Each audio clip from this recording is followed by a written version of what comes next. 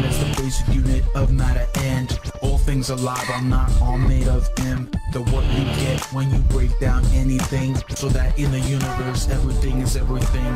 Made up of three different parts. At the center is the nucleus. It's the heart.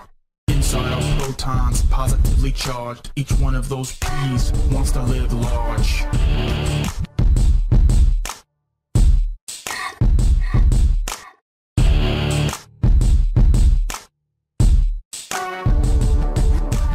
Gotta be stuck together by a neutron, you see. No charge, got the nucleus, strong force G. If it weren't for these guys, atoms be bugging. And then there'd be no matter, there wouldn't be nothing. Outside the nucleus is the third part, but don't think it's the end, it's only the start. Electrons are negative, attracted to the P's. Opposites attract in all of chemistry. Hey, and that is where we are going to start today, talking about the atom and electrons. Okay, so in the center, the nucleus has both the protons and the neutrons. The protons are positively charged. The neutrons have no charge. Now this is pretty important because they can't leave the nucleus. If they do, that's where we get nuclear bombs and nuclear energy from. We'll talk about that later in the semester. Don't worry about it. What we're looking at today is electricity and the electron. So the electron is negatively charged, part of the atom, orbiting around the nucleus. Think of the electron kind of like Earth going around the sun, which is the nucleus. Protons, positively charged, part of the atom and the nucleus. So they're positive, and then we already talked about the neutron, which has no charge, it's neutral, and it's also in the nucleus. But let's talk about the electron. The electron can actually be transferred from atom to atom. And what you get is isotopes. We'll talk more about that again when we get into chemistry in second semester. But today we want to talk about electricity. So you turn on your little switch. How does this light bulb right here light up? Well, what happens is you get an electron moving from the negative part of the battery through the switch, then into the light bulb, heating up the filament. Actually, the heat gives off light, an energy transfer. That's what all of physical science is about.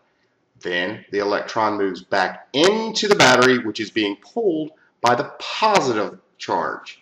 Now, if we turned off the switch, this would go dark. It's that simple.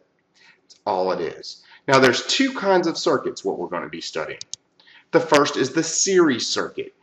You see these, the only place that I can think of anywhere in the world that you can see these really work are in Christmas lights. So you got your battery. Once again, the proton moves through the light, lights it up, heat gives off light.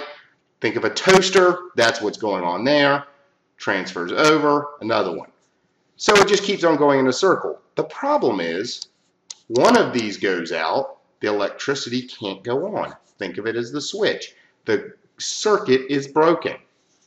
Now, the second type is the parallel circuit. The parallel circuit is a little bit different. Still two bulbs, 3 bulbs, 4 bulbs, 5 bulbs. This is how your whole house is.